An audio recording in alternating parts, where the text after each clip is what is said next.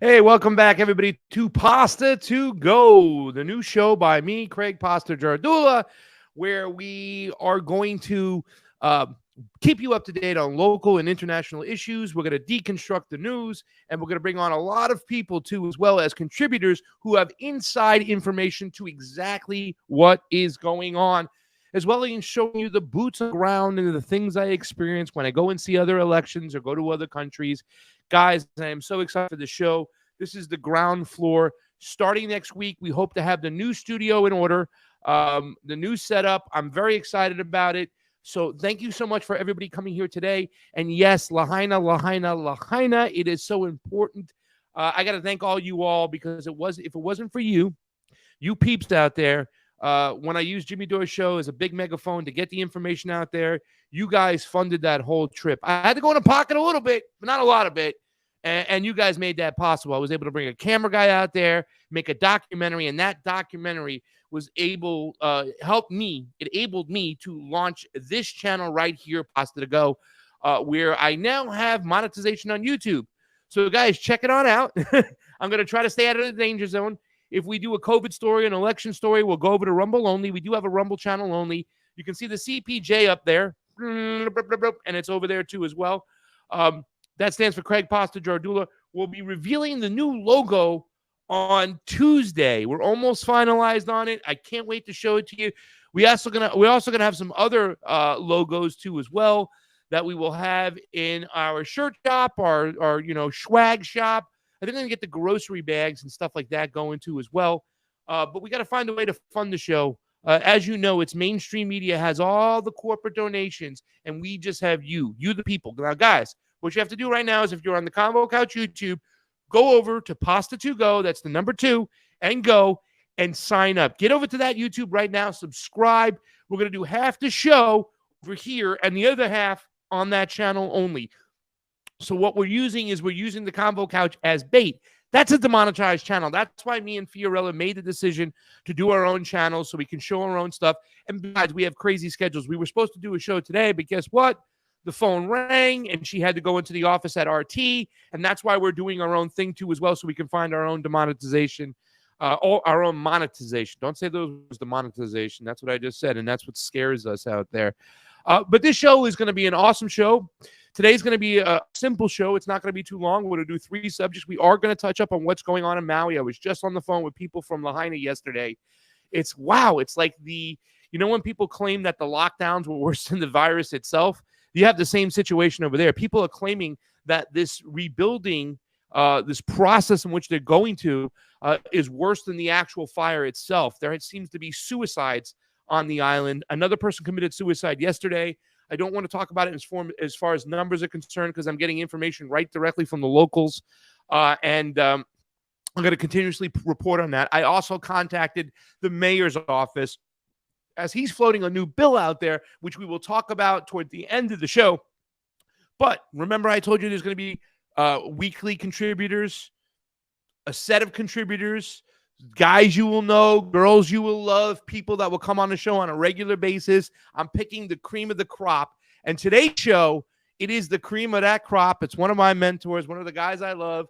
I had him on Jimmy Dore. We had a great show over there. The Black Rock episode on Rumble really hit hard when he was talking about what's going in Ukraine as far as Black Rock and the wheat and who's controlling that. Remember, in Russia, there's a law sign that there's no GMOs. Putin is so bad, but he banned GMOs along with his government, so the food out there is healthier. Here, our food is crap. It's shit. And whatever you eat, you have to make sure that you make sound choices, that you're getting the best food possible. And yes, they make it harder as organic food is really expensive and crap food is as cheap as can be. I wonder why that is. So let's get the ball rolling today. Let's start our show off. I want to say hello and I love you to Cheese Slice in the booth. He's on the 1s and 2s today. Jamie Cheese Slice. He has a buy me a coffee that we'll show after. Saul, I love you. Thank you for coming on over. Arem is here. Jilly Love. I see Trailer Park Pundit in the house. I wish I was going to be able to go to Portland this weekend, but I'm still recovering from my trip. Guys, I got off the plane from Maui into L.A., took a plane from L.A. To Florida. I limped off the plane. I was so emotionally and physically spent. I'm trying to get myself better and healthier. I spent 48 hours just resting. I missed Thanksgiving, but it was all worth it as I will be able to bring to you, what's up, Uncle Warren, as I'm able to bring to you Lahaina on Fire Volume 2. Guys, my Twitter now has a link to Lahaina on Fire Volume 1. It has a link to the YouTube channel. And, of course, it still has a link to Combo Couch because me and Fee, we're not done doing what we're going to do. We're still going to do it. We won't do it as much, but we'll do it as a way of making sure we can promote our own channels and our own videos. Fee has an amazing video up with Dr. Shiva if you want to check it out. She also has a video with Vanessa Beeley. And she's going to do a video soon, an interview with Scott Ritter that she's going to put up there. Fee's doing amazing, guys. She's doing fantastic work over there in Moscow. Go to Rumble, get on RT, watch it if you can, and do so. Let me also send a shout out right now. I want good thoughts sent to my good friend Megan. Guys, I was at 2 hospitals yesterday. Unfortunately, yesterday, they had to pull the plug on one of my friends, Armando, and may he rest in peace, rest in power. He was 43 years old. He was a big guy. He had a stroke, and unfortunately, he's no longer with us. So I send my love to his family, but my other good friend too as well. Megan, let's send some good thoughts out there. It was a crazy day, and it makes you realize and makes you understand that life is precious. And Khalil Shaikh, you could tell Jimmy Dore to interview Dr. Shiva. I'm on the fence with it right now. I'm thinking about doing it, but I'm not going to let him have an easy interview, okay? Dr. Shiva's got a lot of bullshit that comes with him, a lot of great ideas, but a lot of bullshit with his personality, and it's just go crazy. If you're going to be a leader, you got to be calm, cool, and in the zone. But you know what? I'm thinking about doing it. Dr. Shiva and I have a history together because of our election work. And thank you guys for sending your sorry on this for my loss. I just said it to make everybody realize, hug your mom, hug your father, hug your family member. Life is precious. Let's get rolling. PASTA2GO. Let's start it on up. Okay, so our returning champion, the heavyweight champion, of course, too, as well. He's known for making meatballs and Chianti when his friends land in JFK as he goes and picks them up. But he's a Marxist. He's been on the show before. He's been on the Convo Couch. He does some work for KPFK. He's a regular contributor on Sputnik, on RT. He is my friend, my mentor, my guy. He's also the dad of Sammy, Don DeBar. How you doing, buddy? When you said heavy, it's like I think you noticed that I gained weight over the last couple of weeks. I can tell. How you doing, here, brother? Boomba. I'm losing it, and you're gaining it. Take it easy on the pasta pies. I can see you look like you're losing, so that's good, though. So, you know, Don, I'm trying to be camera ready. I got a lot of my friends. Listen, I've gone through this amazing journey, and I'm understanding some stuff, right? I think a lot of times our activist friends get very upset when they see other people's work get promoted and theirs doesn't. But the thing about it is it's the way they're marketing things. I learned a lot from Jimmy Dore. I learned how to market myself. I learned on how, that you have to think in a business sense. You can't just be all activists all the time. If you market yourself for activists, you're only going to get activists. You got to reach out to the mainstream, and you got to set yourself up right to do that. Unfortunately, there's not a lot of finances, and there's not a lot of knowledge on a lot of our activist friends on how to do that. You know what I'm saying, Don? Yeah, look, it depends on what specific tasks you're working on, and how that fits into the whole, like your conception of what the whole is. First of all, what Lenin's what is to be done is the question before us always, and then you see this massive thing that needs doing, an end to war, reallocation of resources to human needs, housing, food, shelter, clothing, education, healthcare, all of this. And then, well, what is it that I can do that will move forward this agenda? Where can I work that it'll be helpful? Some of it involves publicity and in areas like public relations and doing stuff like we're doing, where you want to have a conversation in front of a mass audience. You have to do exactly what you just specified. In other things, it's more a matter of identifying, for example, some people would rather speak with the people that are speaking to the people and help get them oriented. There are people that are trying to do, mass outreach, and they have a very good heart and some very good ideas, but they don't have the time because they're marketing to do the deep research on individual topics, and so they need help with that. You know, the world isn't really a factory. It's more a collective. And, you know, we all have skills and we have information, we have talents, we have wants and needs and desires, and no leadership. And so we all are like kind of moving forward through this morass, and some of us trying to steer the morass in a way that will allow us to first survive and then thrive. So I don't focus a lot on mass marketing, although I did that when I was in business. I understand that exactly what you're saying is exactly true. For me, I'd rather reach people that are already involved and interested and help to sort of flake and form ideas among the group of us so that there is something to talk about that's been vetted among people who do nothing but vet these things. And so, you know, it comes with age, I think, too. This is kind of, you know, I've done organizing, like knocking on doors, you know, to try to get 150 people out to a town meeting in a town where normally 6 people show up, you know, things like that, that kind of rough work. I've done petitioning to get people on the ballot, like from getting myself on the ballot running for mayor in little podunk Austin in New York, or walking around San Antonio, Texas, trying to get Ralph Nader on the ballot in Texas for president in 2004, where you need 60,000 signatures or some crazy thing. All of these require different approaches in terms of how to reach out to people.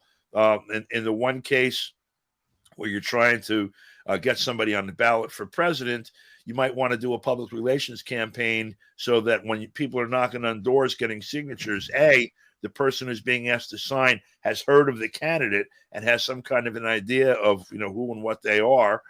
B, that they understand the process enough to understand what their signature is going to do.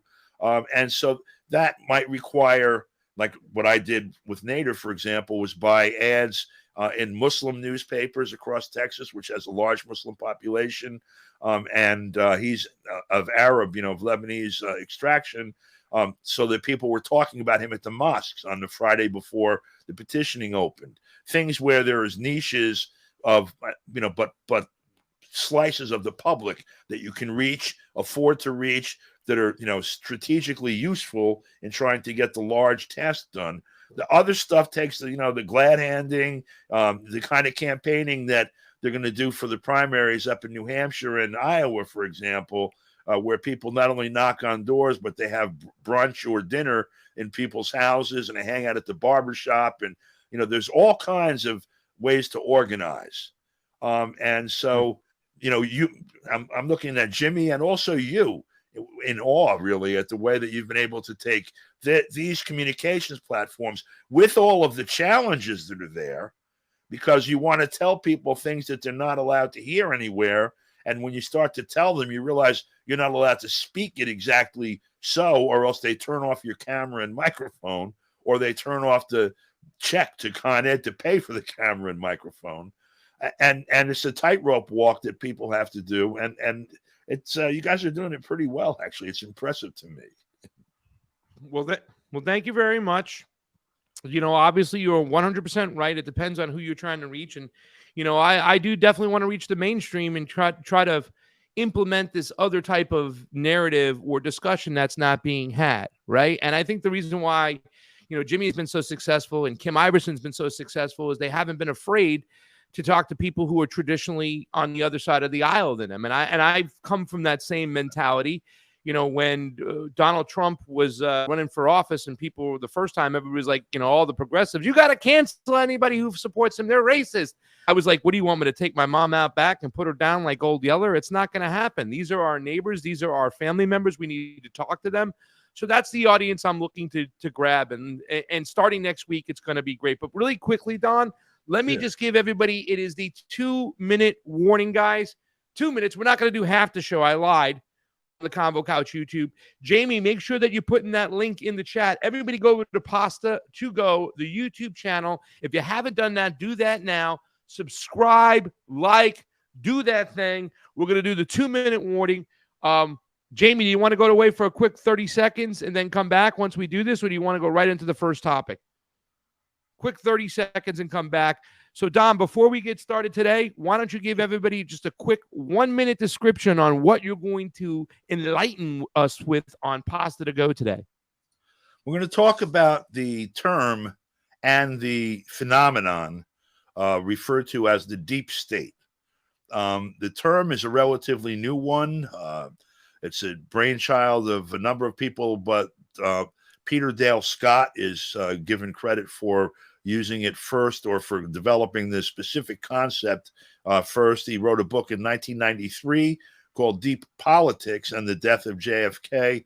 But it goes back. I remember for myself, a columnist and an author named Jack Newfield, who used to write back in the 60s and 70s, who spoke about the permanent government, which is similar concept, where the elections and we could say the word shit show that they have, every 4 years for president and every 2 years for Congress and everything else for your mayor. And that's one thing. Those people get elected, they get to sit in an office and go on TV and say, hi, I'm the mayor, I'm the president, etc. There's some other people that are actually running the country. If anyone doubts that, just watch Joe Biden construct a sentence and then consider the fact that he's sitting on top of the federal bureaucracy running that.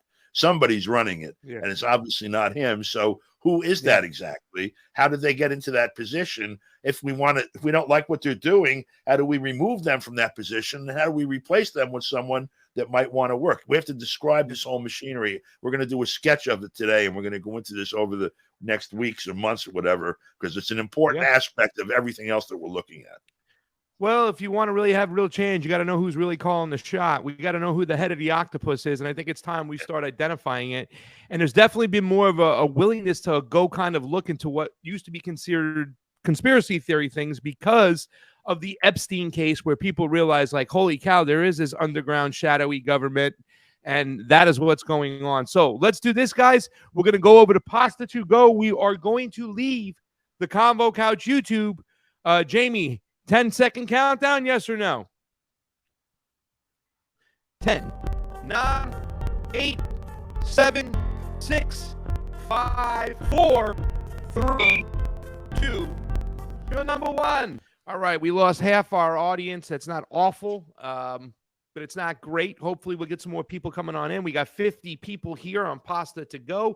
Guys, I was describing this channel as a cross between Anthony Bourdain, Tucker Carlson, and Bobby Bacala from The Sopranos, who was my favorite character on The Sopranos, by the way. He was the big, loving, wise guy that loved Italian food and actually loved people. They would always identify him as different than the other goons that operated within the Soprano family because he had a heart, had compassion. And I'm not going to ruin everything else. There's some amazing stuff in that series that if you want to go check it out, go check out and pay attention to Bobby Bacala. And reach out to him on Instagram. It's Steve Shapira. Steve Shapira is his name. Tell him to come on my show. I sent him a message. I love to do that. Now, everybody can understand why Anthony Bourdain comes into place, right? I'm going to hit the road. I got a Nicaragua video coming out. I'm going to show you the food I eat, the clothes I buy, the markets I go to. So we understand that. Bobby Bacala, an Italian guy who loves food, we can understand that. But why Tucker Carlson? Are you going to mimic Tucker's politics? Is that what you're talking about? Or his style? No. But I do think that Tucker Carlson does something very important. He's doing it on his new Twitter channel, and he did it on Fox News, and that's his monologues. I believe the monologues are powerful. So I'm going to do monologues on my show. I'm going to start off by reading the first paragraph today of the Wikipedia definition of the deep state. And then we'll let Don jump right on in and go from there.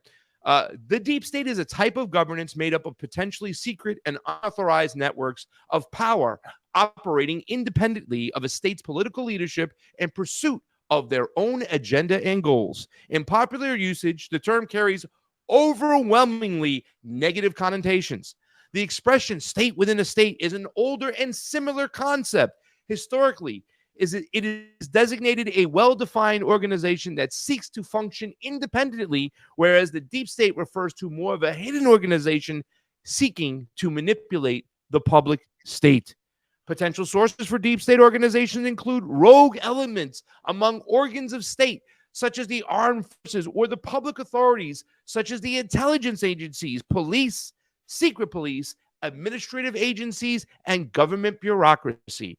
The intent of the deep state can include community of state itself, job security of civil servants, enhanced power and authority, and the pursuit of ideological and pragmatic objectives. It can operate in opposition to the agenda of elected officials by obstructing, resisting, and subverting their policies, conditions, and directives.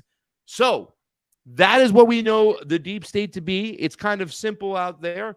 I used to describe it as a government within a government. Today, I was actually on Sputnik on Garland Nixon and Dr. Wilmer Leon's show today, talking about what had happened with the CIA removing the Australian government back in the 70s because they didn't like that the leftist government was going to get rid of a U.S. spy base. So what did the CIA do? It worked within factions of the Australian government, remove government, and then put in the right-wing government they wanted to. And guess what? The base stayed. A lot of people think that that event that happened back in the late 70s has a lot to do with the way Australia still operates today and their reluctance to call for the release of one Julian Assange. So today we have on Don DeBar to bring us a little bit of information. And Don, you told me something interesting the other day. You said the expression wasn't the deep state back in the day, but it was the invisible government. Yeah. The invisible government. What does that exactly mean, Don? Well, you have to start from the perspective of the person that's looking at the government when you talk about invisible, because it's the government is actually there that we're referring to. It's invisible to us, okay? They see each other just fine. But, you know, the official mythology here is that this is a democracy, that we elect our government officials, and that we are able to influence and even direct policy by doing that. And that, in other words, this is a democracy, which means people rule, which means we're ruling ourselves by electing these people who are then basically ministers administrating, you know, the levers of power for us. That's the official vantage point from which, you know, political science operates in terms of communicating to the public the phenomenon that's being described. So this invisible government is invisible to people like us, to people that are voters, to people that think that we are going to be able to make major decisions like war and peace, housing, healthcare, education, all of these things, when in fact, this invisible government, or the theory that states that it exists, these things will be handled outside of that sphere. The people you elect will have little or no influence over policy for war and peace, healthcare, housing, you know, all of that. That's basically what's posited against the official narrative. This concept obviously is not a new one, because the phenomenon's not a new one. In American literature, the most popular thing I think I could refer to would be The Wizard of Oz, which the movie that people are familiar with. It was made in the early 1930s. You have this big, powerful wizard creature that looks almost like God, that dispensing justice and instructing the operation of the society in Emerald City, on the one hand, and behind it is this knucklehead with levers and microphones and little levers he can pull that make smoke and flames come out. That looks that he's the actual guy directing the show. That's the same concept, that there is one apparent government and then there's one actual essential government. Jack Newfield, I made an early reference to him, was a columnist, journalist, and an author who was in his prime when I was first paying attention to this stuff in my late teens through maybe my early mid-30s. And he wrote primarily from that point of view, more or less disregarding the changing scenery that happened from election cycle to election cycle, and rather would report on phenomenon that transcended that things that were going on no matter who got elected in the city, New York City education system, in the state government, in the federal government. And, you know, if you're going to look at how these things actually work, what the government actually is in terms of, you know, personnel and other resources, you realize, of course, that the idea of a democracy in the sense that people understand it is absurd. It's not possible. Look at the U.S. government from the top. You have three branches: the executive branch, which is headed by the president, the legislative branch, which consists of the Senate and the House of Representatives. So you could say it's headed by the Senate majority leader, say, and the Speaker of the House. And then you have the judiciary, which is headed by the Supreme Court, and then the court bureaucracy. No one elects the Supreme Court, first of all, so that's out of the box altogether. They're appointed, nominated by the president, and then ratified by the Senate. In terms of the legislature, regardless of what happens, war, peace, famine, plenty, whatever, pretty much the re-election rate in Congress is always over 90%, and usually in the area of 95 to 98%.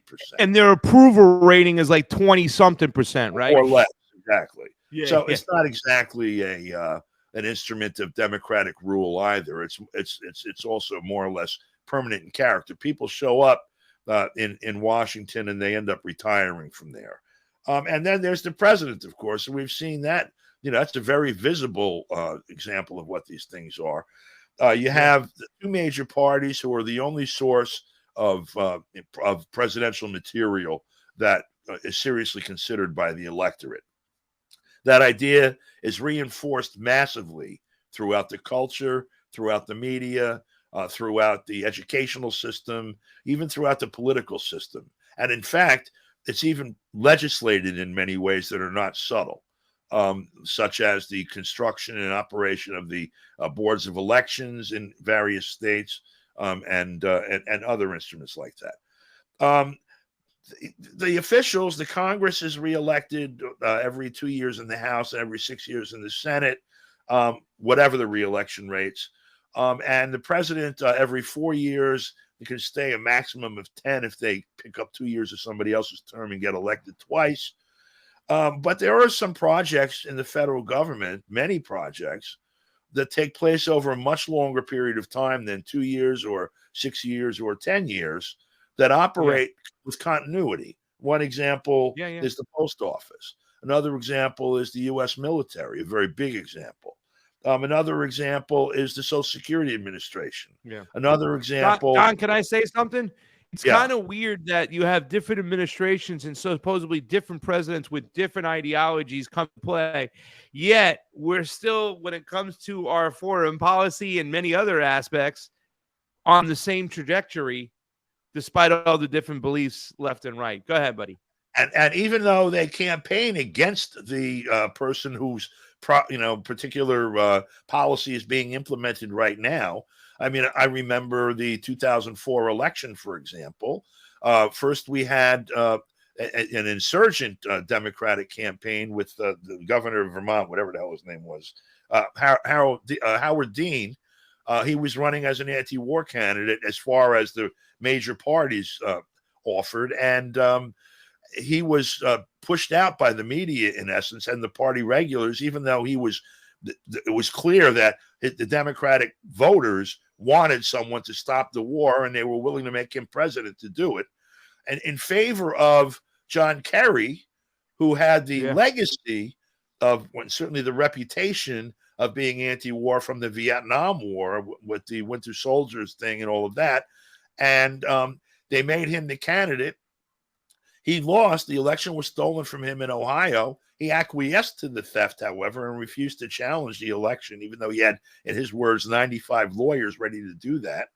That policy continued, that war continued, not just through 2004 and not just for the term up until the 2008 election, but all the way up until the very end of the Obama administrations. And in fact, it continues. The U.S. military still occupies Iraq, no matter how else you want to put it. They say it's not an occupation anymore, but there were strikes against two U.S. military bases inside Iraq only last week. So that nobody's talking about. Okay, you have the Veterans Administration. These all have billion-dollar bureaucracies that make policy and operate on policy on a daily basis and on a monthly and annual and 5-year basis. Those things operate no matter who gets elected. And, you have the system of with the federal employees, the civil service system that protects employees from being swept out based on political wins. On the one hand, that was looked at so there could be continuity of policy, and that would be a good thing where it was needed. But on the other hand, and probably the motivator behind it, was that there are policies that are made by people who have power that we don't ever get to touch. And they want to make sure no matter what we do with our puny little democratic process, that we don't disturb their interests. And that is probably the primary mechanism behind the U.S. and state governments and local governments in this country. Okay. All right. Let's talk. Let's break this down, but let's stay very surface level on this, because I think we have to continue to take it step by step. I think it's a lot shocking for a lot of people too, as well, that they realize that we really don't live in a democracy, and everything they've been taught for God knows how long was all a lie. Why is it important on the surface level that we identify who the deep state is? Go ahead. Well, first of all, if you're going to look at government, the purpose of government as being to express this policy or that policy. In other words, in terms of policy, let's say a policy of war and peace, I would like a policy of no war and lots of peace. And the thing that would follow from that, hopefully, would be like much less or perhaps even no requirement for military spending, so that we could spend money and effort and resources developing our sciences, our production facilities, our educational facilities, the culture of the people, things that will lift us up and help us thrive and grow and live.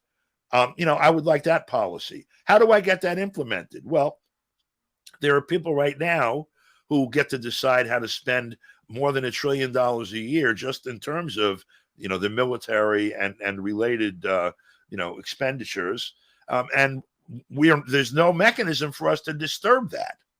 There will be, just like there wasn't for any of the last 100 elections in the United States, no room for a candidate who has an opportunity to actually be elected, forgetting what the people want, just in terms of whether they'll be allowed to be elected or not, even if the people want them, who can disturb the interests of the people who make a really large amount of money and have an awful lot of control because of the armaments industry, because of all of the things that are related to military and security services.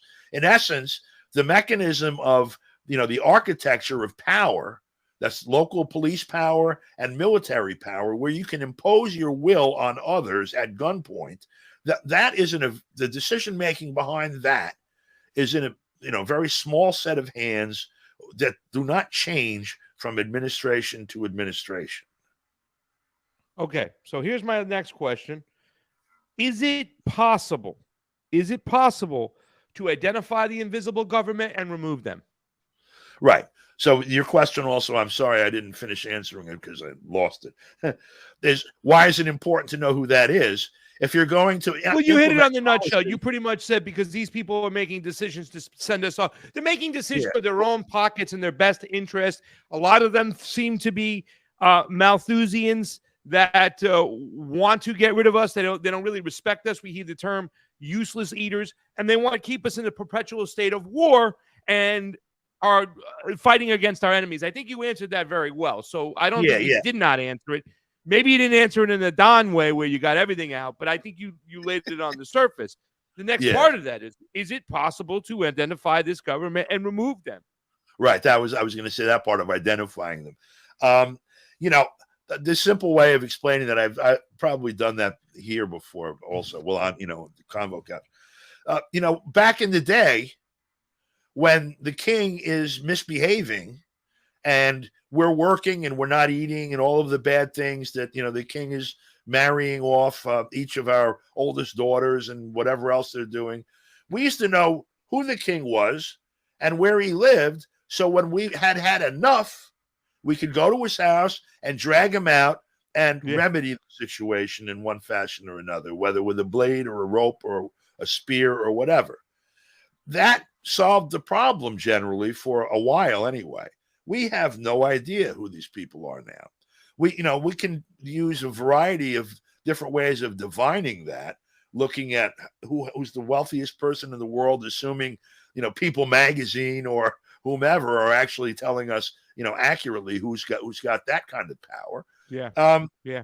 You also have, looking at these key industries, who controls those, looking at holding companies, like BlackRock and Vanguard, et cetera, looking at various other financial institutions, banks, et cetera, looking at the leading military officials and intelligence experts and all of that. These are all, elements of the architecture of power. But who is it exactly that has their hand on the reins of all of these things, that operates them in a coordinate way on a daily basis? I don't have any idea how we identify that person, because if I knew where they were, I'd go get them. So, right. Do what we did to the king, do what we did to all them, and that's crazy. Yeah, off with your head. That's right. So we do have a little bit of a quagmire, but wouldn't you agree that the first step in doing of having this cleansing process, or this first step of actually putting power in the hands of the people, because I believe the majority of people, especially in this state, Don, whether it be leftists, rightists, Republicans, Democrats, they don't want this perpetual state of war.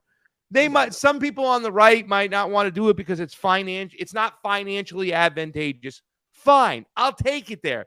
If they're not as compassionate as us leftists, and that's why we don't want, the majority of us don't want war, because we don't want to see ourselves bombing people. Remember, ladies and gentlemen, Henry Kissinger just passed away. That guy was all about carpet bombing in China, in Indochina, for many years. In fact, that's the Australian government too, that was removed by the CIA, was against what was going on, the carpet bombing by Henry Kissinger.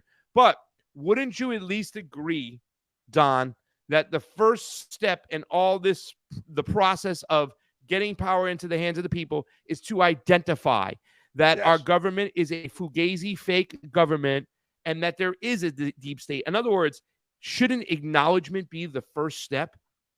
Yeah. Look, first of all, we have to identify what the elements of power are. It's not as easy as it sounds. And then we have to identify where those elements are located and whose hands are they. And then we have to try to understand exactly, what that rests upon. In other words, this thing that is an instrument of power is supported by certain other things, a funding stream, a physical plant, a factory, ownership of some conglomerate of a variety of different economic and political interests, whatever. Looking at each of these things as like this whole web, if we can unravel it and understand it, then we can deal with it. And if we can't, we're like shadow boxing. We're punching in the blind. And it's a very complex thing.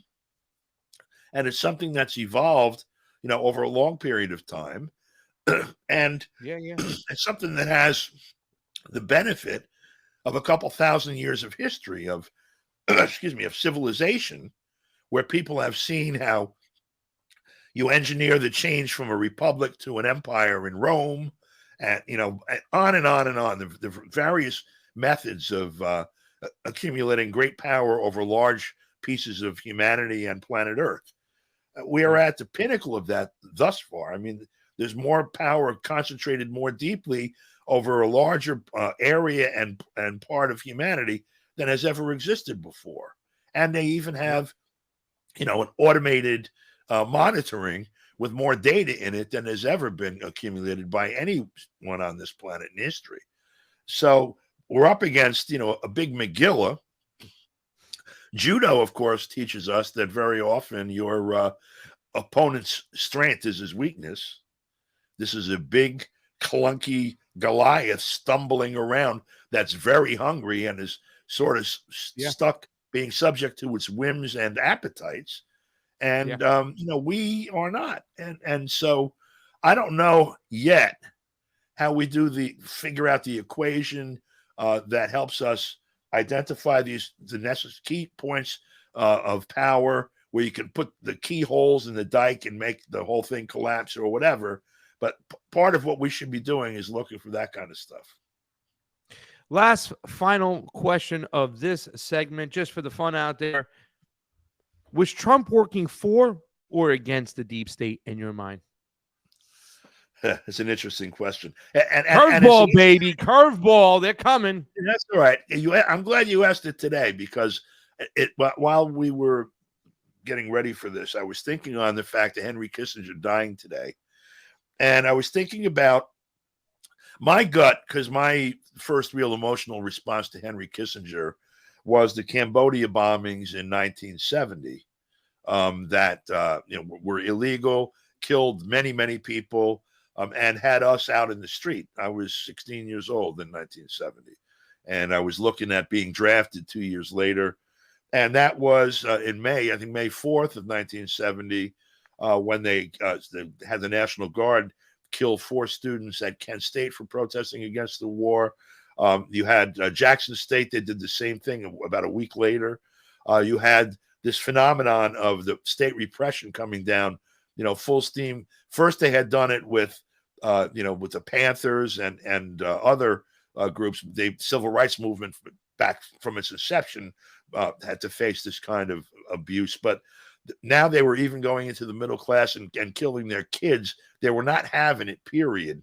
So that was in 1970. And Henry Kissinger was sort of the face of that to people like me. Looking forward, though, Kissinger never changed his spots. Not that he ever got less evil. But if you look at who his successors were, there were distinct differences in policy between Kissinger and, say, Zbigniew Brzezinski. Kissinger was looking at how to deal with the Soviet Union and China as rivals on behalf of capital. I mean, it wasn't some kind, generous, motivation going on with him, but rather he thought also, realistically, we should not have a nuclear war with Russia and China if we're going to try to figure out how to rule the world. And so he had one design, which was first divide and conquer, with the trip to China, all of that created 3 blocks out of 2 on the global stage. And that was the methodology that he followed, including détente and such. And Brzezinski had an entirely different concept. Brzezinski did not want détente. Brzezinski was hostile to the socialist bloc, period. And he didn't care about dividing Russia and China in the same way that Kissinger did. And now we have the people making policy, even back through the Obama administration, where they attacked Russia and China at the same time. And so there are definitely, they all work for the same guy, or however you want to put that. Okay, they all want to rule the world, in essence. They all have a legion of bureaucrats and other, whatever terminology you want to use, greedy, murderous, good German types, or even bad German types, to use the 40s analogy, that don't care a whit about anyone else but their own greed and lust for power. But they have different methodologies and different consequences to the different strategies that they want to employ. Trump's difference from the others is more along that line, along the line of style or concept rather than goal.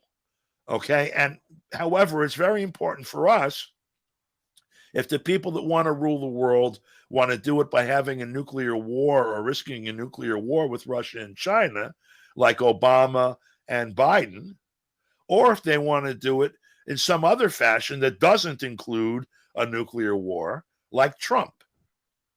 And so we don't have to say, I like this one or that one, but we do have to understand that these people bring this policy and those people bring that policy. And then we have to make some decisions. Well, I don't know if it was a for or against. That was kind of like working for, but doing it in his own different way. Like obviously, when it came to Donald Trump, He didn't like to necessarily take the bait and go into war with Iran the way the generals pushed for. Instead, he was like, well, let's just whack the head of the snake. Let's whack Soleimani, right? So it was always, even with Maduro, it was like, okay, let's try to whack him. Let's try to do it. He had a different type of mentality, but a lot of his supporters always point out, Don, the fact is that he didn't just do another war like Obama before him and like Biden has right now. When I hear or talk to people who have TDS, Trump derangement syndrome, I tell them all the time, I'm like, dude, what is going on in the Ukraine and Russia that you don't understand? How I would take Donald Trump over Joe Biden any day of the week. Closing thoughts on this subject. Go right ahead. When Donald Trump took office, the U.S. and NATO were conducting military drills, war games across the borders of Russia and China, pretty much on a continuous basis for the last couple of years. In 2014, they instigated a coup d'etat in Ukraine. And in essence, directed the declaration of war against the Russians in the eastern part of the country. That took 14,000 lives among civilians from 2014 until 2022. When Trump came into office, the war games stopped. They had them there. They were having them around Korea. They were having them around China in the South China Sea. There were provocations on an ongoing basis. There were the diplomatic, expelling of diplomats and closing of embassies and other diplomatic, operations with the Russians almost on a continuous basis, including the last days of the Obama administration and the end of December, beginning of January, where they threw out, 90 more Russian diplomats. The situation and the tone were different. If you'll recall, the tone of the media even was such that when Donald Trump had his first summit with Vladimir Putin, in essence, because he did not walk up to Putin and punch him in the face, in essence, he was called on the editorial page of the New York Times. They said that he had committed treason. Now, treason is not only something that can have you removed from office, it also carries a death sentence. And so, the language and the tone that accompanied this, even if it was a shift of style towards Russia, provoked that. And you have, I don't know if you have, I've never seen the forces of power arrayed against an individual with the media, in lockstep from Democracy Now! To Fox, in essence, as I have seen against Trump. Since he, started to be a contender in the 2016 election, up till now. And the reason isn't because he wanted to lead a workers' revolution against the, U.S. empire. It was because his style did not include direct confrontation with Russia and China.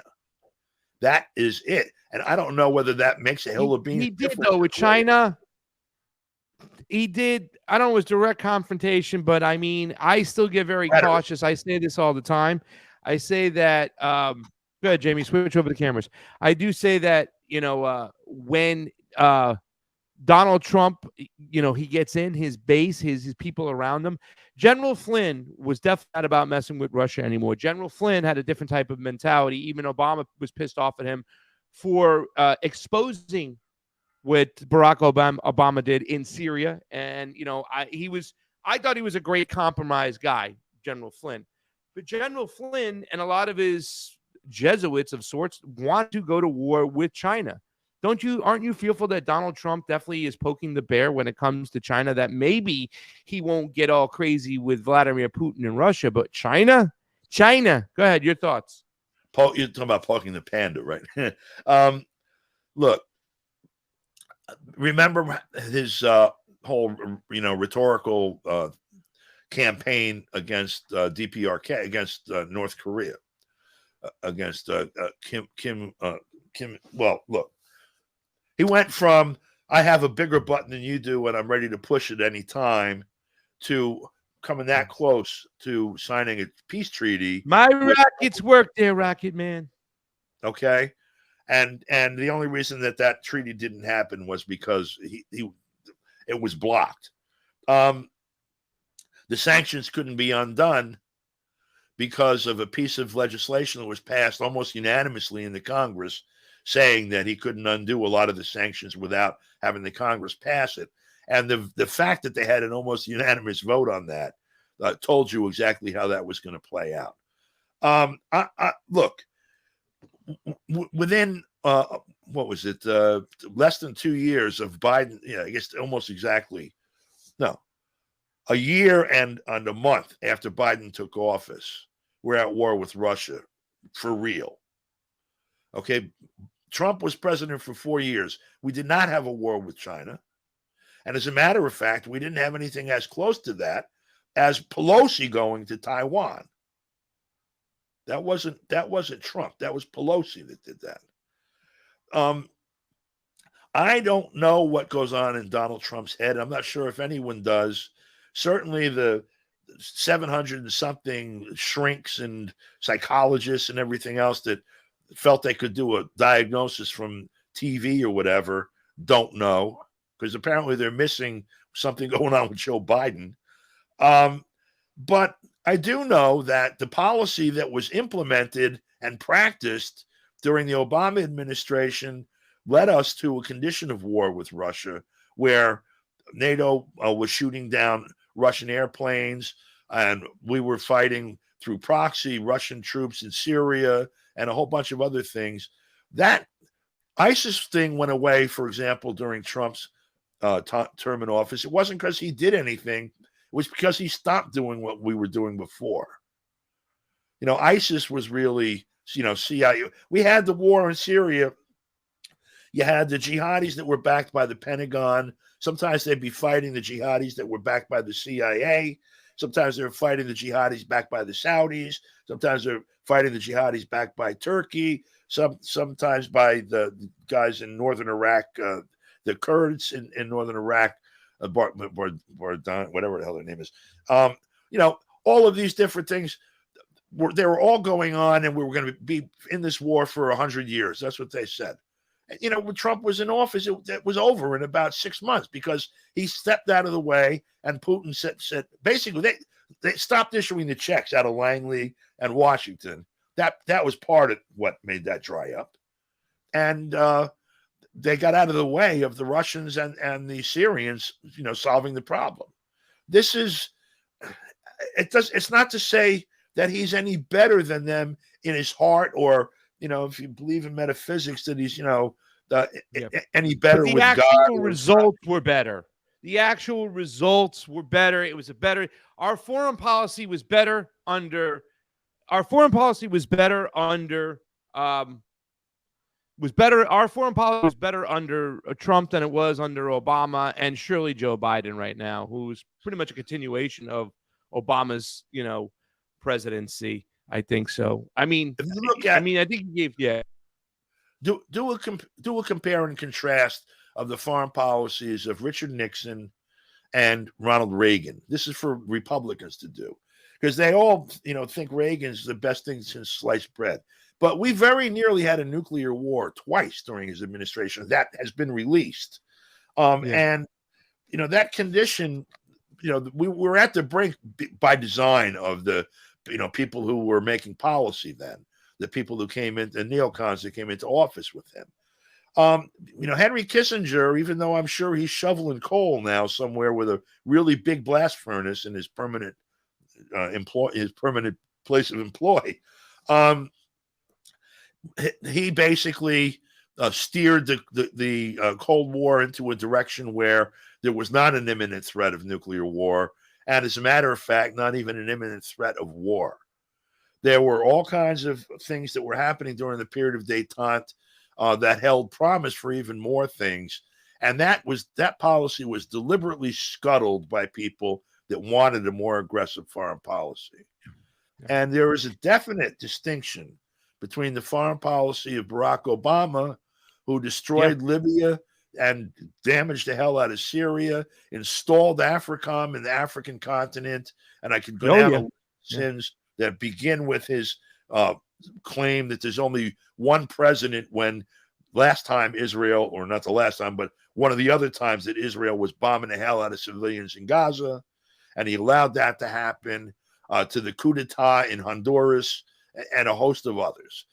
There were some bad things that Trump did. He blew up the mother of all bombs next to a large mountain and took out 6 camels and a couple of jihadi guys.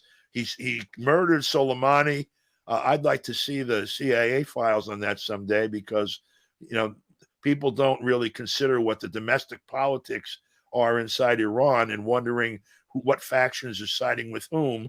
I do know that his rhetoric towards Iran very much resembled his rhetoric towards North Korea right before the almost rapprochement with North Korea. And I also know that Israel does not want to see the U.S. and Iran have a rapprochement without a change of government, without basically installation of a puppet government in Iran. And if Trump had any desire, that would be cause enough.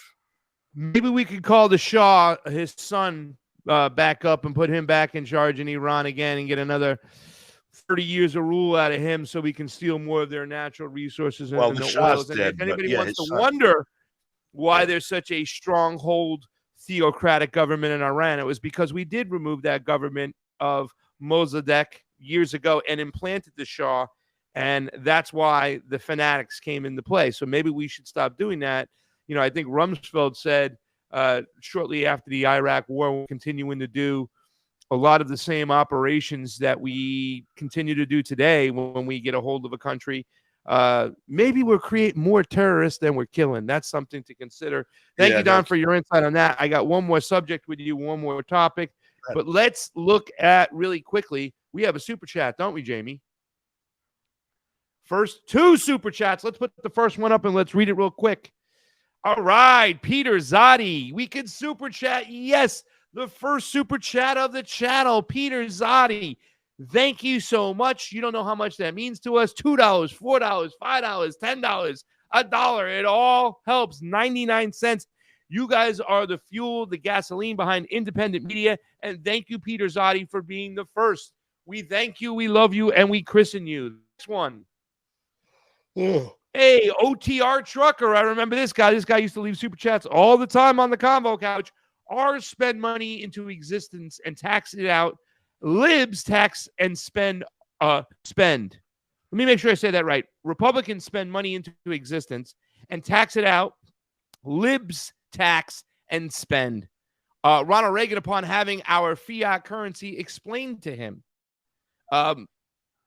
You want to take a stab at that, Don? You're looking at that comment. You got anything to say about that? I'm frightened to imagine Reagan's understanding of I know, right? Generally, but or of economics, I guess that would be. Certainly, the expenditure on military expansion during his presidency was unprecedented up to that point. He was elected to balance the budget and left the largest deficit in history up to that point. It's been dwarfed now by what's happened subsequently. But this is an example of deep state policy. No matter who you elect, no matter what they promise, what's been happening is going to happen only in a more full way. It's going to find fuller expression, unless the people who are actually making policy decide otherwise. And if that's going to happen, you'll hear about it in the culture. It's not even subtle. The way the old thinking will be criticized and the new thinking heralded as, the greatest thing since, I don't know, sliced bread, maybe something other than that. We have one more super chat, Jamie. All right. Super Ray, look at this. Somebody's hanging out in the Convo Couch Rockfin. Thank you to the premium subscriber. I got to say it right. Ellie Marino, I love to see great work you are doing. Pasta, and sorry I missed you. I will miss you at the CPI convention this weekend. Good luck and enjoy. I really wish I can go, but I have to recover. The health is the most important thing. If I don't get my health straight, I won't be able to do any of this stuff. I do apologize. I was looking forward to talking on the same stage as Garland Nixon and Scott Ritter, but unfortunately, I won't be able to make it.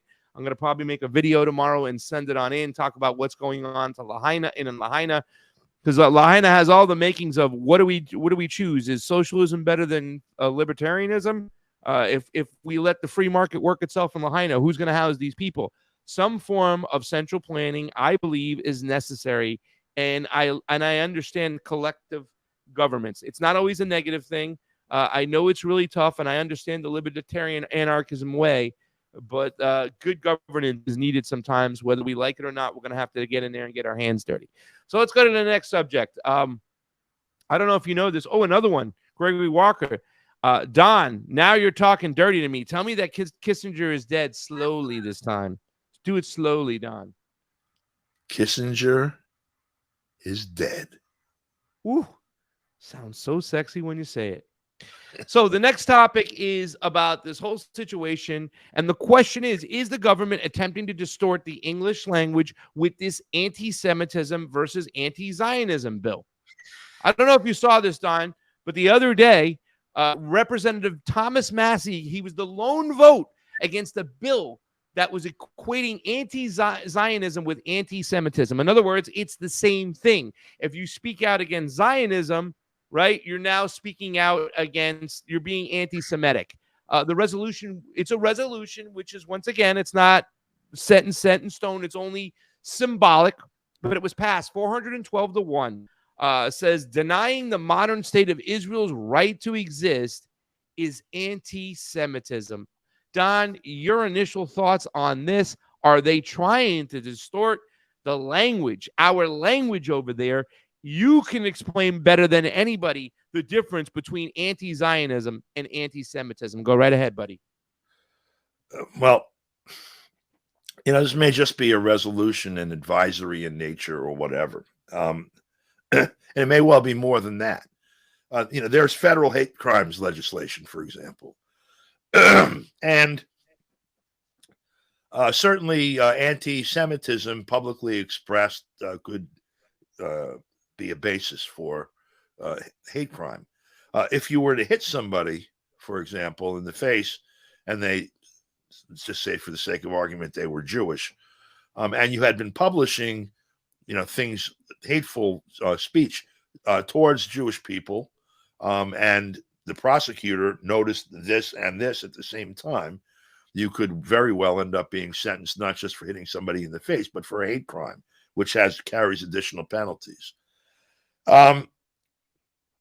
So what did they intend when they passed the legislation is the question that one might ask at the time. For example, a defense attorney might ask that on behalf of a client who was charged. Did they contemplate what he did when they passed the legislation as being a hate crime? It's encompassed by that law. And the way that lawyers and courts answer that question is by looking to what they call legislative intent.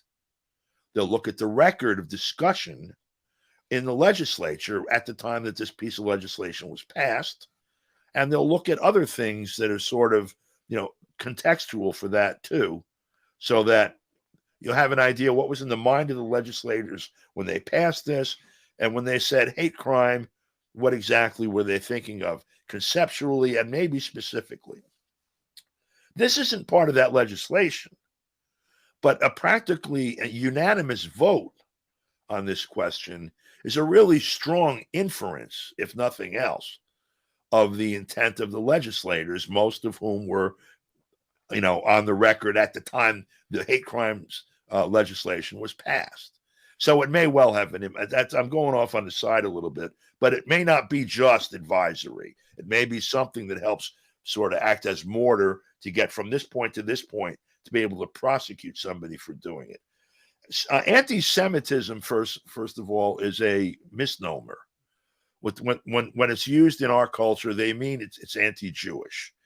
Semites are a particular people who come from a particular area of the world, and that includes Palestinians and some others in that region. And we're hearing Europeans and Anglo-Americans calling Palestinians anti-Semites. Yeah. And at the same time, some of the people that for example, in Israel, you have a variety of, I mean, it's a Jewish homeland. The Jewish people came from a variety of geographic locations, Europe, Africa, other places. Some of them have, everybody has their own genetic history. My parents were from here and from there and from there, going back as far as you can, back to when people were swinging from trees or whatever. A lot of the people who are considered Jewish under the Israeli law are not genetically Jewish, and in any event, they're not genetically Semitic. They're German or English or whatever. And yet we refer to the Semitic people that that are at war with them as anti-Semites. That's the point I wanted to make. How is it, Don, when somebody goes, "You're being anti-Semitic" to me? Dude, you're from Brooklyn. Right. That's impossible. What are you talking about, man? You guys are really twisting the word. It's really almost impossible for Palestinians that are from that area to be anti-Semitic. They would be against themselves. They're actually Semites, right? Semitic. Right. And that's the crazy. Listen, I'm glad you brought that up, because this is the same way we are twisting the language here with this bill. Right. You know what I'm saying? Because to say that someone is anti-Semitic is the same as anti-Zionism. It just blows my mind. Please continue. So now, sorry for interrupting. On the question of anti-Zionism and anti-Semitism. So in that case, when they say anti-Semitic, they mean anti-Jewish. And so what they're saying, in essence, is that Zionism is a political philosophy that is really it was a creature of the 19th century. Okay, it was before Hitler. Okay, Jews did not decide we need a homeland because Adolf Hitler killed 6 million of us. There wasn't a big global convention of Jewish people who decided that's what should happen. There were some people, Europeans, who decided that there should be a homeland for the Jewish people, that the Jewish diaspora, as it's called, the Jewish population spread across the world, should have a homeland, that Jews constituted a nation under the same concept that they developed in the 18th, 19th centuries of nations as a people with a common history and tied to a piece of real estate, that this should be somewhere in the ancient biblical geographic region. Although they were looking at the time when they first started, Herzl and others in the late 19th and early 20th century, at a couple of different places in Africa. Yeah, I was going to say Uganda was the first place they looked at. Well, they referred to it as Uganda, but I think it was actually Ethiopia or vice versa.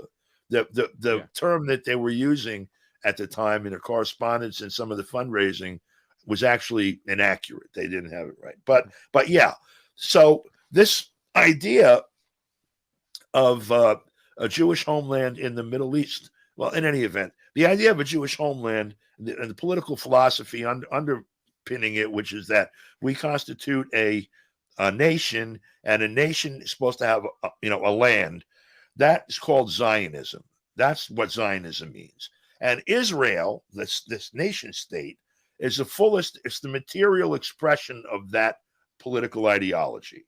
So the political ideology is crafted, created, and starts to be spread around in the late 19th century. In World War I, the Ottoman Empire, Turkey, that empire lost World War I and surrendered a lot of lands to the winners, which included Great Britain. Part of the land that was taken from the Ottoman Empire by Britain at the end of World War I was Palestine, which includes now what they call Israel and some other lands that were there too. At that point in time, the aspirations of Zionists were fixated on that land. And some of the leading Zionists, these are very wealthy people, power brokers, a British lord, for example, dealt with the British government and extracted a letter promising the placement of a Jewish state on the land of Palestine. That was in the 1920s. I forget the damn thing. The Balfour Letter, Balfour Declaration, it's called. At the end of World War II, the West, particularly the British, who had been operating Palestine as a colony from the end of World War I forward, which was an excellent position for them to use to sort of help to control their holdings in the Middle East for oil in particular. BP was big there, and other British and American oil companies. This was a place from which they could help, control and transship these materials. There was an anti-colonial movement globally that found expression at the conclusion of World War II. This is a few years before Bandung, maybe 8 years, I guess, in 1945 to 1953. What the founding of the non-aligned movement and the beginning of an actual third world politic. And this anti-colonial, movement and these uprisings throwing over scared Britain, and Britain started planning for them. So they started to give independence to various of their colonies, like Palestine was one. South Africa was another. These were done more or less contemporaneous, more or less at the same time. And also done more or less with the same models. Rhodesia was another. What they did, well, the way Britain ruled colonially was they would go into a place where, and India is another model. I was going to say India is another one. So. They go in somewhere where there's multi-ethnic, multinational, multi-religious societies, or here's a Christian state and here's a Muslim state next door to each other that have coexisted that way for 1,000 years. They would take them, merge them together, and instead of having them separated this way, they would have them separated this way, so that suddenly you had two states, this one and this one. This one is half Muslim and half Christian. This one is half Muslim and half Christian. And they would excite antagonisms between both groups inside those countries, so that they would be fighting with each other and positioning against each other all the time. And Britain could play one side off against the other, and they divide and rule. When they left and gave independence to these countries, they did the same thing. For example, in India, where Muslims and Hindus were, living together for, 1,000 years. How old is Islam? What they did was they drove all the Muslims out of most of India into two states, one on either side, no less, of India, that they called West Pakistan and East Pakistan. Yeah. West Pakistan became what's now Pakistan, and East Pakistan became what's now Bangladesh. They had the antagonisms existed today. India and Pakistan have nuclear weapons pointing at each other. They're constantly fighting over small pieces of real estate there. And so this is the legacy of Britain there. In South Africa, they helped write they gave independence. It was 1947, 1948. And immediately was created apartheid and then homelands for actual Africans, black folks, whose ancestors were there. They've been there for, generations. And, all of the valuables going to whites who, by the way, still had relatives in Holland, the Netherlands and Britain. And those homelands look an awful lot like a map of Palestine/Israel today, like the West Bank and Gaza. These were places where the locals get to go home surrounded by, barbed wire and troops, figure out a way to eat and sleep tonight, and then get back to work, in the white districts in South Africa, or the mines or whatever. And in Israel, these little places in the Israeli economy. Now, these things are historical legacies of British colonialism that are not quite legacies yet. They still exist. And so Zionism is the political philosophy or ideology that supports that state on that land. And anti-Semitic, so being against that is quite different from being against people because they're Jewish. The big tell there is that if you go to a demonstration against Zionism, you're going to see half the people there are Jewish. Yeah. Because of the association of those two things in the minds of people, and because this happens in a place like the United States where people know more about Fred Flintstone and his wife and kid than they know about their own politics, Jewish people very often here are more aware of the distinction between Zionism and Judaism. And so knowing that and being human beings, they show up at these things that are condemning Israel for doing horrible things that Israel's doing. So what's being proposed here is to outlaw the criticism, in essence, of Israel, which is an apartheid settler colonial state in Palestine, equating that criticism with hate speech towards Jewish people. And therefore, okay. So why is the American government trying to do this right now? Why is the Congress trying to do this? Are they trying to make sure? Are they trying to distort this so therefore you can't have any objective to what the Zionists are still trying to accomplish from their actions in Gaza and the West Bank today?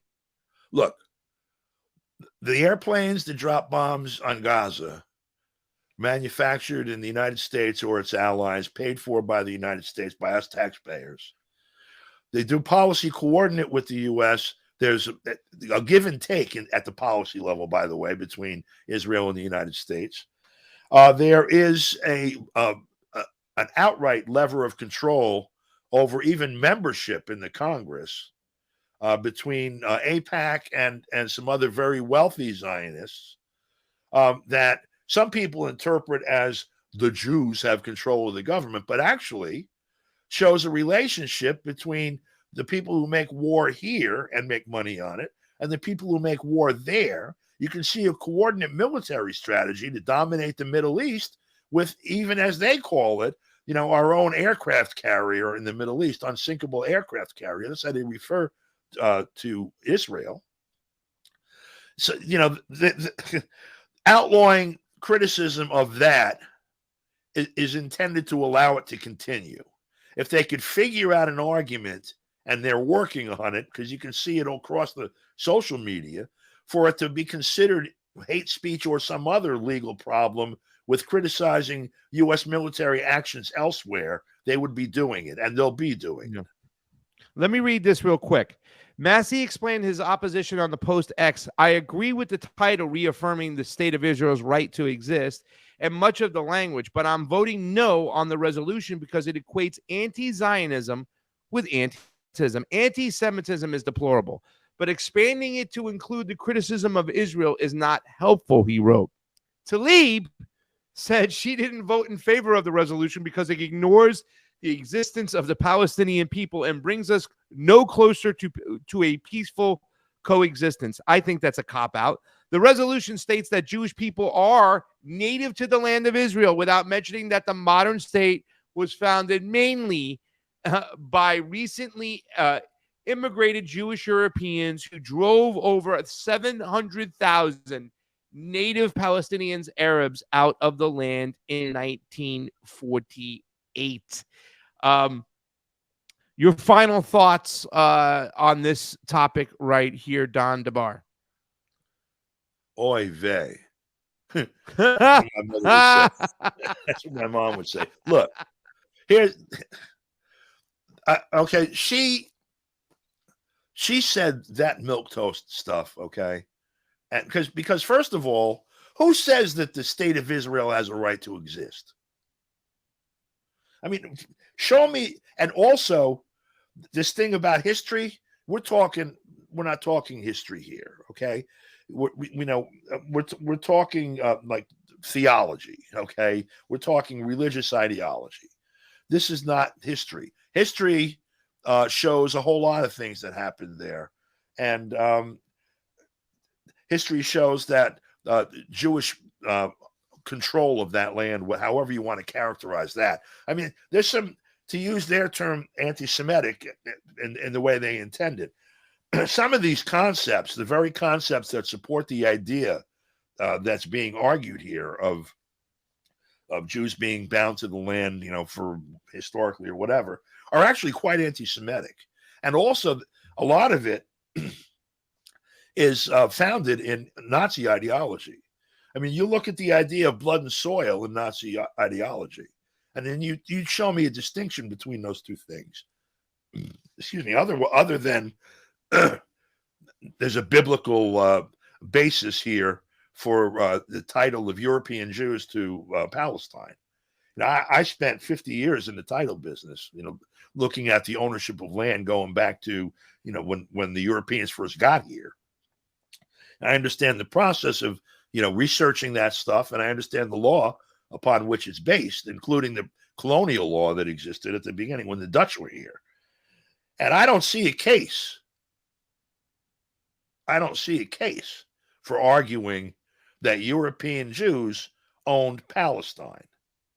I don't see it. I've never seen anyone make it either without resorting to theology. Somewhere there's a deed from God or some crazy stuff like that. The courts don't generally recognize that. But so, the rest of it, look, you've got lots of people have tried to live in different parts of land. They compete with each other for it. There are all kinds of antagonisms that sort of pre-exist colonialism and then have been either induced or excited or exacerbated by colonialism. This is another one of those breakpoints. You've got in Ukraine the breakpoint between like Roman Catholic and Western European sort of Germanic anyway culture on the West, and then the Russian and somewhat Asiatic and Orthodox on the East. It's almost a break in the Roman Empire even. These things people live for hundreds of years close together, intermarry and all of that. And then suddenly someone gets hold of the region and they excite the antagonisms. And then you have a war like you see going on in Ukraine right now, or like you see going on in Israel right now. It's interesting that these things have happened in the Obama and Biden administrations, and not so much during the Trump administration. And yet Trump is the fascist. I thought the fascists invaded the Soviet Union, and I thought the fascists did the kinds of things that Israel's doing right now to Jews back in the 1930s and 40s. I don't think people really know what these terms mean, and I don't think they really understand what they mean in practice. And I don't think they recognize the practice when they see it, if they can see it through the haze of the media, which is another problem. Yeah. Well, that's why we have a show, Don DeBar, so we can get inside there and explain to them what is what. Thank you so much for joining the show today, brother. We love you, and we will see you as a regular contributor on PASTA2GO. You have yourself a great day. Let everybody know where they can find you. Okay, you got my Twitter thing and my Truth Social thing right there on the tag. And you can see me, Don DeBar, the way it's spelled there on Facebook and on vk.com. That one word Don DeBar thing, if you tag youtube.com with that, you can find my YouTube page. And my blog is Don DeBar, one word like that again, .blogspot.com. And you're on Truth Social too, you goddamn Trumper. We'll see you soon, brother. Thank you again. Thank you, man. All right, Jay, you have any more super chats? He's checking real quick, guys. Thank you so much. David Crow once told me, my life's like a roll of toothpaste. You got to squeeze the very end to get as much out as you possible. A brilliant discussion. Looking forward to more deep state segments. Does Don have a book? I don't know. I think he might have wrote a couple books. Take a look, Don DeBar. Look him up. Go to his Twitter. You can reach out to him there. David Crow, my man. We love you. Don, you have a book? He's gone. Get him out of there. Get him out of there. He's gone. He's not even listening no more. The guy's not even paying attention. You can go to his Twitter and check out. Is that the last super chat? Oh, OTR trucker, Torah Jews insist that Jews don't have a right to a state of their own because God dispersed them because they displeased him. He was mad. He did what he had to do, OTR trucker. Who we to say anything? Thank you for the super chat contribution. We ready for the last subject? We got another one. You guys have these pouring in. Look at you guys. You're showering me with your love, and you're keeping independent media going. Thank you so much. Remember, too, as well, if you want to go, all the links to help out the show are here. Chapter an illegal war on Libya. PASTA2GO. Let's do it. Let's get to the next subject, the last subject of the day, guys. We want to have this a short show. Next week, we will be in the studio, rearranged. Chapter on the illegal war on Libya was Don DeBar's book. Check it on out. He's written and talked to Dennis Kucinich about that quite a bit. He's got a lot of knowledge about what happened in Libya. I remember Adam Schiff for Brains begging the administration to get involved and bomb it quickly. Let's talk about Maui quickly, guys. Check this out right over here. So this came up. I made a phone call yesterday. Mayor Bison proposes bill amendment to make short-term rentals available to displaced wildfire survivors. Now, if you haven't heard, I've been reporting on the Lahaina Strong people down there at the beach who have now occupied the beach, who have identified something called the Minatoya list. And that Minatoya list has 2,400 short-term properties. What they want the mayor to do is sign an emergency proclamation to make them long-term. Number one, by waiving their right to be a short-term property and force them to make it long-term, or at least talking to them and trying to find a way of what's going on. So this Mayor Bison has now made a move. He proposes a bill amendment to make short-term short-term rentals available for displaced wildfire people. And I'm going to get into it right now as he has it on the screen. Okay, Mayor Richard Bison, it's Mayor Richard Bison, submitted to the county council a bill to amend a section of the county code in an effort to immediately increase the inventory of housing available to survivors of the August wildfires by converting short-term units into long-term rental properties and renting them to residents who have been displaced by the disaster. Owners of Maui's thousands of short-term rental vacations, timeshares, and non-owner occupied homes will be exempt from paying real property taxes, said Mayor Bison in a news release announcement. He said the county can help more survivors in need by immediately exempting short-term units from real property taxation when they rented to displaced residents impacted by the wildfire disaster. I believe that a shared sacrifice is necessary at this time, he said. Mayor Bison said he also intends to propose to the county council an increase of property taxes for short-term vacation rental, timeshare units, and non-owner occupied properties assessed at over $1 million that do not participate in the program to help Maui secure housing. Owners who help our disaster-impacted families by making their units available will receive a tax waiver, while those who choose not to can help by contributing in more taxes to make up for the loss in revenue, Mayor Bison said. So what he's pretty much saying, ladies and gentlemen, is that if you participate in this program, right, where you're going to make your short-term property a long-term property and rent it to a fire victim, he's going to waive your property tax for the year. He's going to save you about $17,000 in taxes per year. If you don't participate in this program, he's going to punish you by raising that tax. Now, I called some people on the beach in Lahaina Strong who were involved with the situation, who've been waiting to find out exactly what the mayor is going to do to help the situation. They said it is a bunch of guff. It is just not enough incentive because, unfortunately, those people who own these short-term properties will still make a ton more money, even if you raise their property taxes, if they stay in the status quo situation they're in. In other words, it's about an average of 5 days a month that short-term housing person who has that Airbnb has to rent that property as a as opposed to renting it for a year. In other words, if he rented it yearly, he would have to, you know what I'm saying, he would have to only rent the property 5 times a month. So if he rents the property 10 times a month, which is still 1/3 of the month, that property owner is still going to make more money than if he rented it for a whole year according to market value, even if it was way above market value. So the people on the beach that I spoke to, and I've only spoke to a couple, they say that this is just a bunch of guff. This is just a lot of hot air. This is really not going to incentivize those owners to make a move and join this program. Even the fact that the mayor is trying to come around and say, well, I'm going to punish the people who don't go into this program and help the survivors.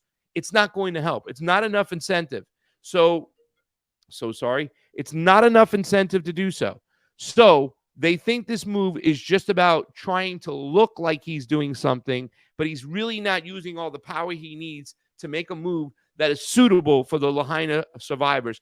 I just got a call yesterday that, and let me just put myself up here. I just got a call yesterday from somebody on the beach. And they're like, dude, somebody committed suicide. It's like the second or third suicide they've seen in the last couple of weeks. So I can't report on this because nothing is really confirming this. The media over there is kind of staying away from this. But a lot of people are very, very depressed. They're facing a lot of trauma. They've lost loved ones. They've lost businesses. They're about to be evicted. And that's the thing, too, as well. We're seeing more people getting evicted from their place in Lahaina or in Maui, their short-term housing. They have no regular housing to go back to. Where are they going to go? So there's a lot of problems that the people of Maui are facing today, and we have to stay on top of. They said the problem itself right now is actually worse than the fire itself. Trying to come up with a solution to what's going on while people are facing a shit ton of trauma is really, really hard. And what the mayor is doing is really not adequate to really fixing the problem. So that is the report on Maui right now. The mayor has made a move. I contacted his office. I haven't heard back. I'm going to stay on top of it. I'm going to speak with Ellie Cochran and other elected officials and other survivors and people at the beach all involved. I'm staying very close to them. So I will continue to update you on this channel right here, PASTA2GO. If you want to hear more about Maui, you stick right here. This move right now, the people on the beach say it's not going to be enough, not even a small amount enough to help the people that need help right now with housing in Lahaina. So we'll stay tuned to that as much as we can. Any more super chats before we get on out of here? That's it for today, guys. Thank you for the super chats that did come in. It was really awesome to get some super chats for the first time. Thank you for David Crow, OTR Trucker, and everybody else out there. Any super raise on Rockfin? We're good there too as well. Thank you to Greg and everybody else who left money on super raise on the Combo Couch channel. Guys, we're going to do this show here every Tuesday and Thursday at PASTA2GO at 6 p.m. Eastern. So you can join us next week as we have the new studio set on up. We're going to make it a fun show, guys. We're going to just keep it rocking and rolling. It's going to be a little studio work, a little boots on the ground, a little food stuff, the whole 9 yards. I can't wait to share with you, and I can't thank you guys enough for you guys putting me in position to do this. Remember, Lahaina on Fire Volume 2 will also be shown first on this YouTube channel. And, of course, you people over there on the Rumble, you'll get that there as well. So, please, guys, subscribe to the channel, share it out, share Lahaina on Fire. It's almost at 50,000 views.